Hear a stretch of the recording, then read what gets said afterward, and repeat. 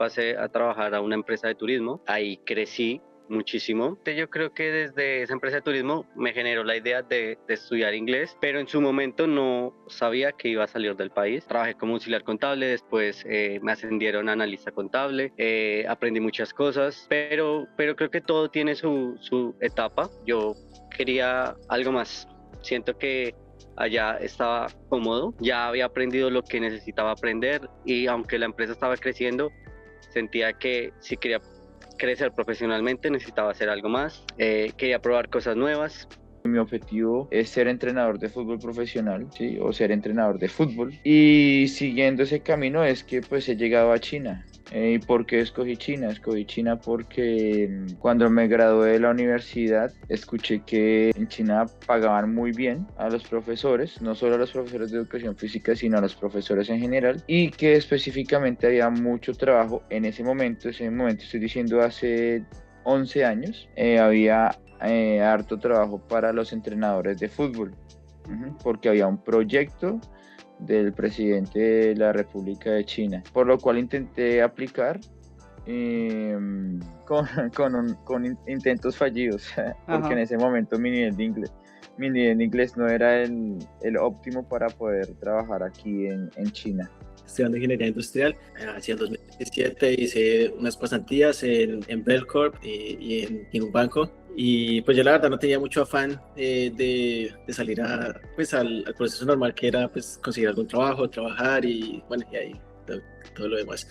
Entonces yo dije, si se me da la oportunidad de salir y ir a vivir ese tipo de experiencia, yo veía que la gente lo piensa más como que voy a trabajar duro y allá después de muchos años, si se me da la oportunidad, viajo. Si se me da la oportunidad una vez, pues lo hago. Y entonces averigué un poco más sobre en qué países podía ir. Mi hermano me dijo, pues venga a Bélgica.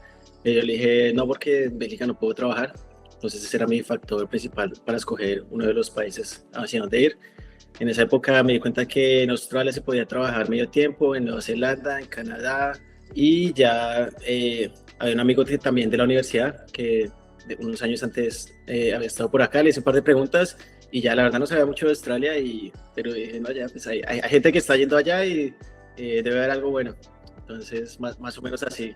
No averigüé nada más, simplemente dije, voy a ir y pues ahí voy formando mi propio camino con lo que vaya viendo.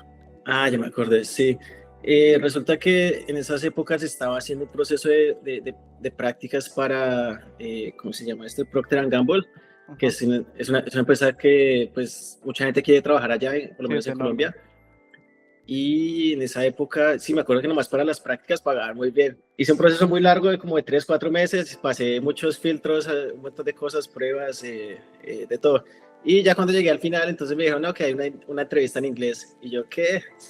Y no, eso es algo para que, si no estás preparado, o sea, si no sabes inglés, es difícil prepararse en un par de semanas para eso. El caso es que entre nervios y todo, pues hice lo que pude, pero, mejor dicho, me fue muy mal. me fue muy mal y quedé muy decepcionado porque le había puesto mucho empeño y yo dije, no, pues me engancho aquí a esta empresa y de ahí arranca mi carrera profesional y ganar bien, etc. Entonces me dejó muy decepcionado esa parte, a pesar de que le había puesto empeño durante el colegio. Yo hice estudios, o sea, extracurriculares, cursitos, hasta me metí a lo de OpenFish y todo eso.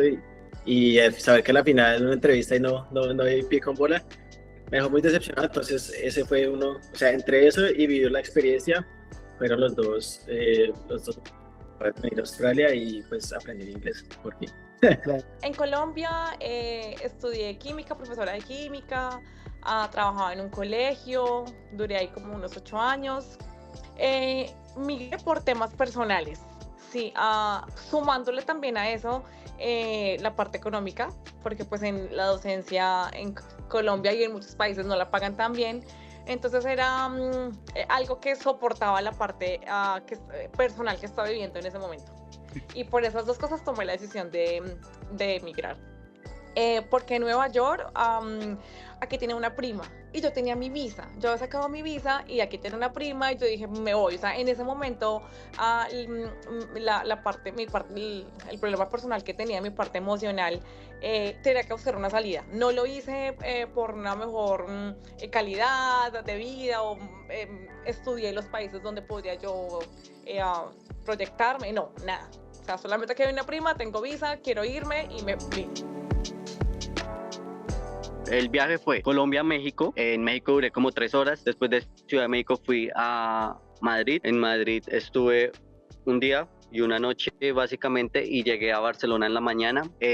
Ahí fue también una historia. Resulta que, claro, uno lleva muchas maletas, todo, pues perdí el tren que iba de Madrid a Barcelona. Yo iba justo a tiempo todo, pero las cosas de la vida y yo siento que son enseñanzas. Yo tenía sobre todo tiempo y los colombianos somos muy así. Yo fui a conocer, no sé qué, con maletas y todo. Yo tenía que llegar, no sé, a las 7 de la noche a coger el tren y yo dije, no, me queda 1 hora, estoy a 40 minutos caminando, había que atravesar un parque, ya llevo como 10 minutos caminando un parque bonito, grande, pero ya cuando iba como en la mitad del parque, que era un parque grande, no sé, en Colombia está el Parque El Tunal, había que pasar algo así. Resulta que se me rompió una rueda de la maleta y así no andaba. Y la maleta grande, no, pues me tocó cargarla, pero yo también tenía una pequeña. Entonces, claro, yo llegué justo a tiempo, llegué 2 minutos antes de que partiera el tren, yo todo sudado y todo. Y la señora me dice que no, que ya habían cerrado las puertas. Yo venía muy corto de dinero, tenía como 3 millones de pesos en mi cuenta, pero pues $1,000 acá se van rapidísimo. Aparte que yo llegué con otra persona y empezamos a pagar el arriendo inicialmente como $600, $800, pero entre los dos, y aún así eso era demasiado barato, pero cuando uno paga eso sin ahorros, Claro. pues nada, tiene que empezar a buscar qué hace todo. Resulta que para tú empezar a trabajar en Australia, sí o sí, sacar un ABN, un TFN. Un TFN es un número que te dan como en la DIAN de acá, se llama dato es de impuestos, y ellos te dan un número que es como tu número para poder trabajar, tu identificación para poder trabajar. Resulta que esa se pueden tardar hasta 27 días en dártela. Entonces, yo digo que la persona que me recibió a mí fue una bendición porque, claro, yo llegué acá, me tocó esperar los 27 días y tras de eso mi nombre no coincidía, yo llamaba, hay un número para llamar y hay personas que a los 5 días de que llegan llaman y se lo dan el número. Yo llamaba porque ya con el número tú ya puedes hacer hojas de vida y colocar tu número y ya. TFN es para trabajar con contrato por empresa o básicamente algo fijo, y ABN es para trabajar por prestación de servicios. Resulta que tú sacas el TFN y ya con el TFN puedes sacar el ABN. Por ejemplo, para trabajar en Uber, en Pickup, es por ABN.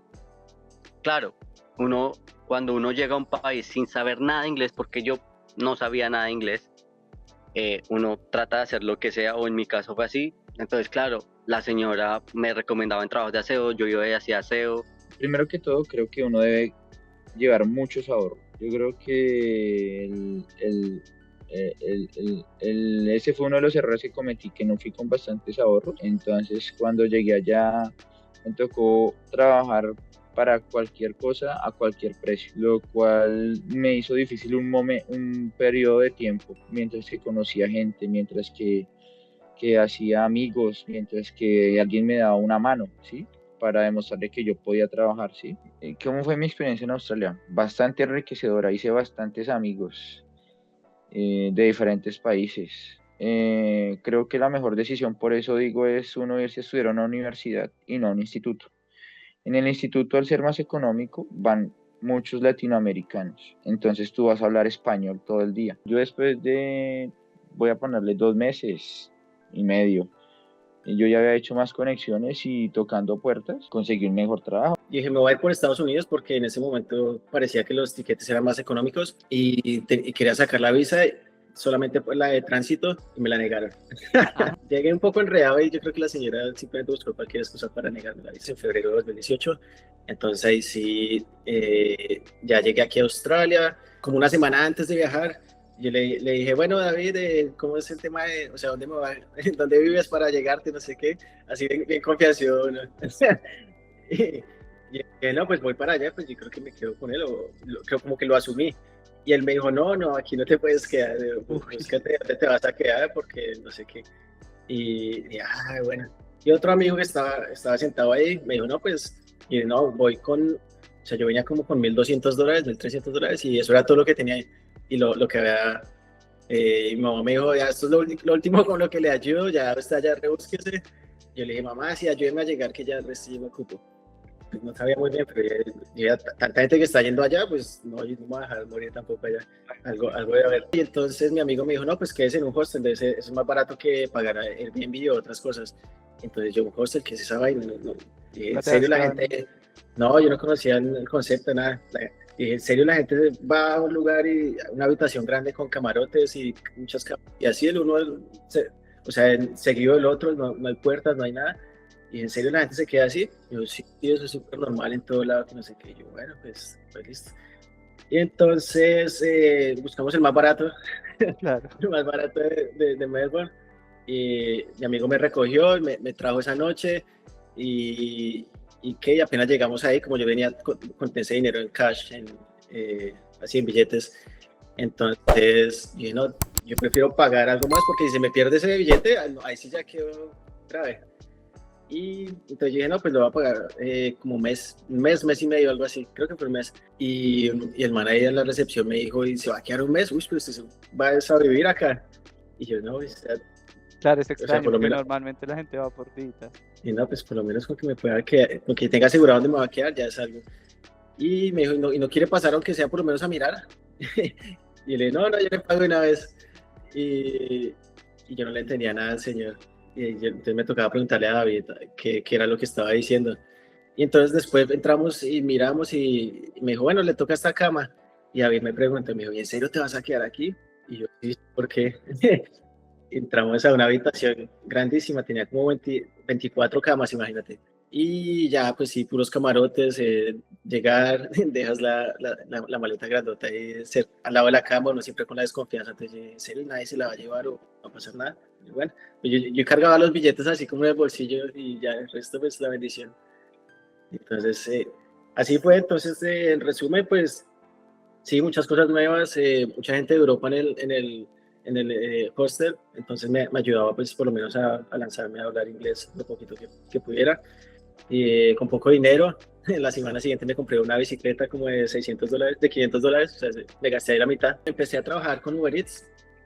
Ese es como lo que hace mucha gente acá y yo creo que también por ese lado es que yo también venía un poquito tranquilo.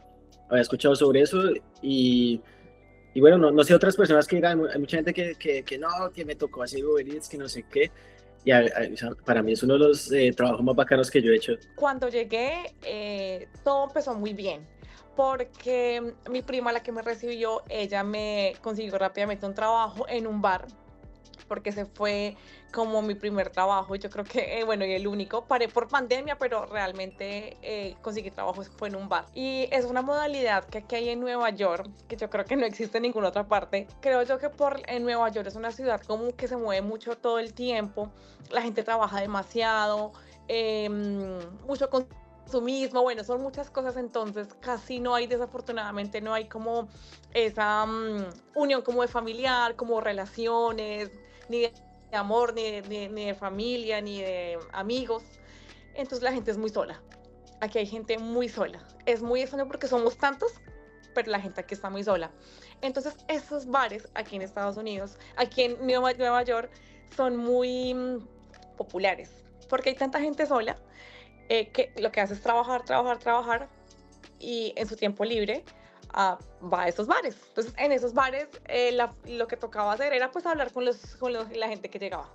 Entonces, era hablar, tomar alguito y pues recibir tips, atender, te pagaban el turno. Impresionante porque yo en Colombia, en esa época, con maestría, en el 2019, con maestría, yo ganaba 2.500.000 con maestría.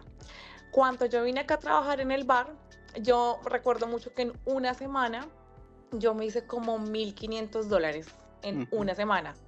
Esos son más o menos como que que 4 millones de pesos, pero ahí también cómo va la otra cara de la situación, ¿no? Entonces, ¿qué pasa en un bar? Yo trabajaba de noche y de día, abren el bar a las 3 de la tarde, se lo cierran a las 4 de la mañana, tenía a veces el turno de 3 de la tarde a 10 de la noche, o 10 de la noche a 4 de la mañana. Entonces, ¿qué se vive en un bar? ¿Qué personas llegan a un bar? Donde hay alcohol, drogas, sexo, todo lo que se vive en un bar, en cualquier bar de cualquier país. Entonces, o sea, uno sin darse cuenta se envuelve en eso.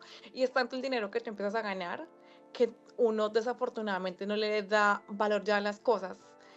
Porque yo nunca, mientras trabajé en el bar, la verdad que nunca sentí que era tener que pagar la renta. O sea, yo, ay, hoy qué día es, la sacaba y la pagaba, o sea, sin tener que hacer cuentas. O esa vida que uno empieza a darse y a envolverse en ese entorno con ese tipo de personas y a normalizar las cosas. Era normal ver que la droga, era normal ver que cierta niña hacía una cosa, y ya se volvió parte del paisaje. ritmo de vida. Sí, sí, sí. Pero entonces cuando ya uno pasaron 3 años, que lo bueno de todo, creo no, estoy segura que yo ese dinero lo administré muy bien. Usaste Muy bien. Bueno, usaste. Sí, lo administré muy bien. Y por eso hoy en día tengo lo que tengo, a raíz de ese bar. A ese bar, a pesar de todo, le debo todo lo que hoy en día tengo. Pero entonces, la otra cara de la situación, cuando ya uno tomaba muchísimo, trasnochaba mucho, las amistades que tenía, ya uno, esa no era vida, eso Claro. no era vida.